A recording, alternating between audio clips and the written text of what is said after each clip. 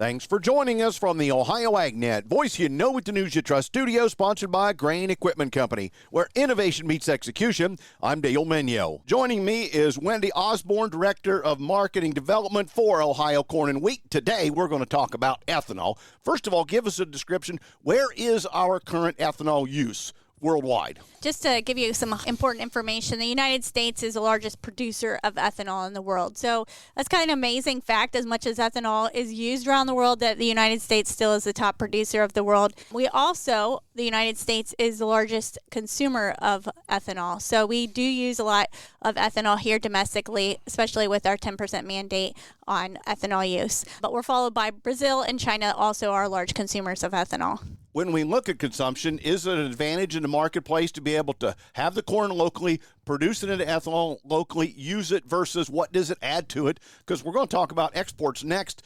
There's some efficiency, but we ought to use as much at home as we can. That's a huge advantage for the United States, is that we're not only the largest producer of ethanol, but we also are the largest consumer. So we are using the corn and the ethanol that we use here domestically. But again, now we kind of hit that 10% mandate. Ethanol domestic use has been relatively flat the last few years, and so we need to focus on ethanol exports and helping other countries to find the benefits of our United States ethanol as well. And some of that benefit could be in the transition that we produce enough corn that we can take the ethanol, the starch out of it that livestock feed can't really use, and we can still have all of that corn nutrients available for livestock. We're separating so we can get the best of both for the efficiency of both. And that's got to be critical for other countries as well as they try to feed livestock and gain protein and so on. Yeah, DDG, dried distillers grains, which is a co-product of corn ethanol, is used domestically here for our livestock feed, but we also do export quite a bit of DDGs around the world too. They found the huge advantage of having that higher protein source of feed. And thank you, Wendy Osborne, Director of Market Development for Ohio Corn and Wheat. Today's weather brought to you by Seed Consultants, simply better performance. Here's the forecast. Mixed clouds and sun in most areas for the rest of this afternoon. I'm Chief Meteorologist Ryan Martin. Let's take a look at your forecast update. Can still see some lake effect trying to get going in northeastern parts of Ohio, but the flow today, tomorrow, and Wednesday seems to not be as strong as what we saw through the weekend. So that's a good news item. I do think that we see another round of precipitation trying to get in here for later Wednesday into Thursday. A clipper system coming across the Great Lakes. That's going to give us some snow everywhere. Anywhere from a fresh coating to maybe 2 inches, depending on where you're at. We'll zero in on that more as we get closer to it. Behind it, we are cold to finish the week.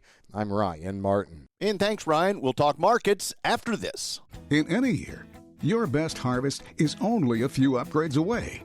Seed Consultants exclusively serves the Eastern Corn Belt, combining our deep knowledge of local conditions with high-performing products fit for your acres. Most importantly, our customized services put our products and your business in a position to succeed. We help you start with better to grow your best. Visit seedconsultants.com to learn why our products and services are simply better. Time now for the Midday Market Analysis, provided by Leist Mercantile and sponsored by Brandt, helping growers take control for over 70 years. I'm Ryan Metzger with Leist Mercantile with your Monday Technical Outlook. December corn futures has the first level support seen at $4.18 with resistance at $4.26. January soybean futures has the first level support seen at $9.82 with resistance at $9.97. December wheat futures has the first level support seen at $5.28 with resistance at $5.41. For bullish momentum, we need to see closes above these key resistance levels. Please visit our website, leistmercantile.com, to learn more about our grain marketing program and crop insurance services. And thanks, Ryan. Today's markets: December corn $4.24 up 1, March $4.33 3/4 up 3/4. The January beans are down 5, trading $9.84 1/4 cent. March $9.91 down 5. On the wheat, if you still have any, December's up 2.5 at $5.34 3/4. July new crop up 3/4 at $5.64 1/2 cent. December cattle, 188.20, up 22 cents. February, though, is down 25 at 188.37.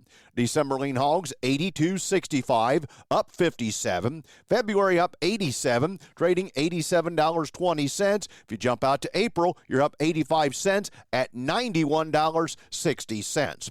March feeder cattle, $257.80, down 82. April feeder cattle at $258.90, down 72 cents.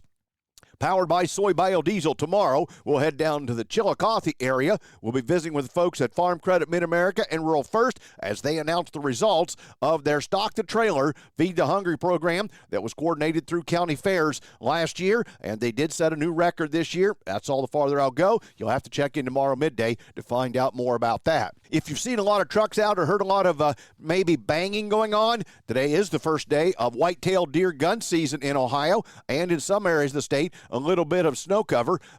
Hunters are probably excited about that. Also, it looks like you've got the opportunity to offer some of that meat through food pantries.